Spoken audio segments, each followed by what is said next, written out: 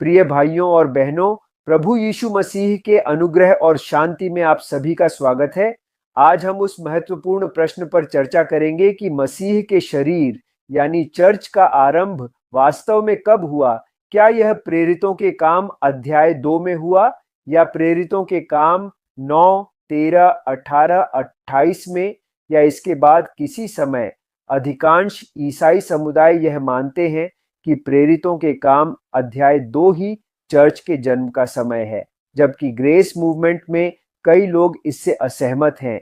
लेकिन यह अक्सर स्पष्ट नहीं होता कि मसीह का शरीर वास्तव में कब शुरू हुआ। इसलिए इस विषय को समझने के लिए सामान्य शब्द मिड एक्ट्स डिस्पेंसेशनलिज्म उपयोग किया जाता है। कुछ लोग प्रेरितों के काम 9 को मानते हैं, कुछ 13, कुछ 18 और कुछ 28 या उसके बाद। यह दुखद है कि कई ग्रेस विश्वासियों में भी यह भ्रम है और वे विभाजित दिखाई देते हैं। प्रिय भाइयों और बहनों, चर्च के आरंभ के बारे में परमेश्वर ने लगभग 2000 वर्ष पहले ही सत्य निर्धारित कर दिया है। हमें यह याद रखना चाहिए कि मसीह के शरीर चर्च की संज्ञा केवल पौलुस के पत्रों में पाई जाती है, रोमियो से लेकर फिलेमोन तक। जेम्स, पतरस और यूहन्ना ने इसे कभी नहीं लिखा और यीशु ने अपनी पृथ्वी पर सेवा के दौरान इसे उल्लेखित नहीं किया। वास्तव में मैथ्यू 16:18 मसीह के शरीर की बात नहीं करता।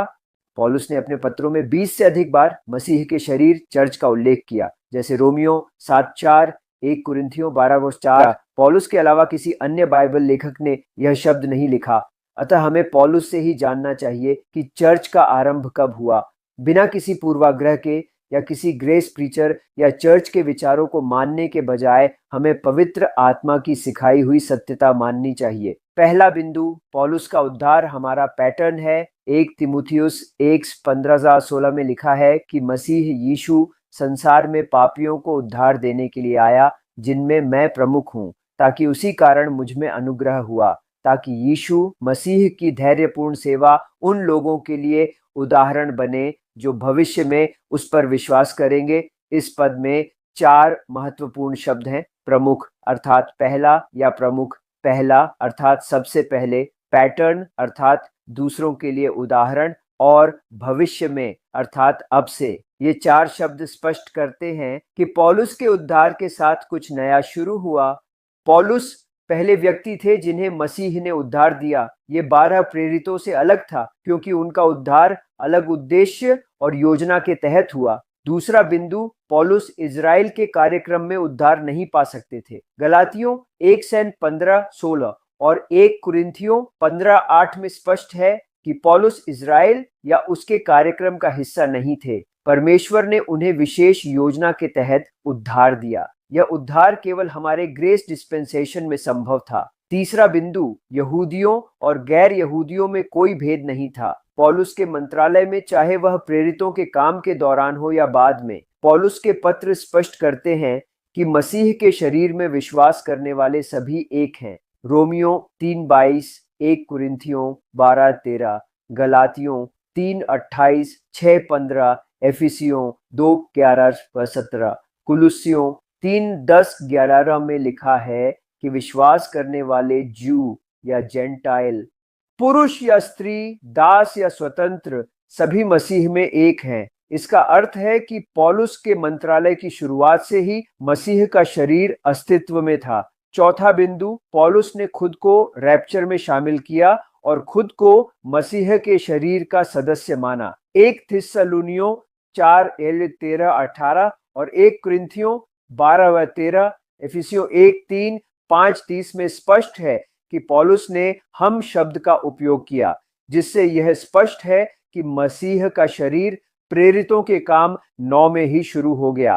पांचवा बिंदु, मसीह के शरीर को प्रेरितों के काम 13, 18 या 28 में शुरू करना भ्रम पैदा करता है। यदि हम कहते हैं कि यह 13 में शुरू हुआ, तो पौलुस पहले उद्धार प्राप्त नहीं कर सकते थे।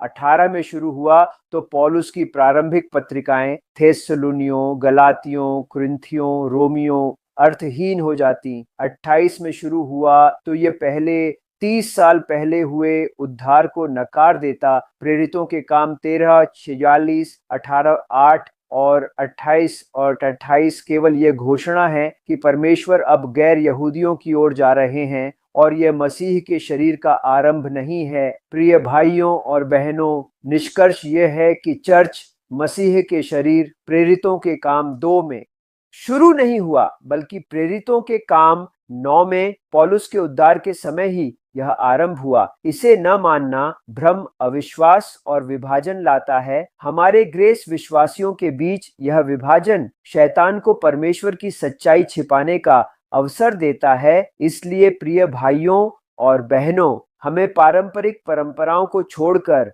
पौलुस के सत्य, उनके उद्धार और मसीह के शरीर में विश्वास करना चाहिए। यदि आप इस शिक्षा से आशीर्वादित हुए हैं तो कृपया इसे दूसरों के साथ साझा करें। टिप्पणियों में अपने विचार लिखें।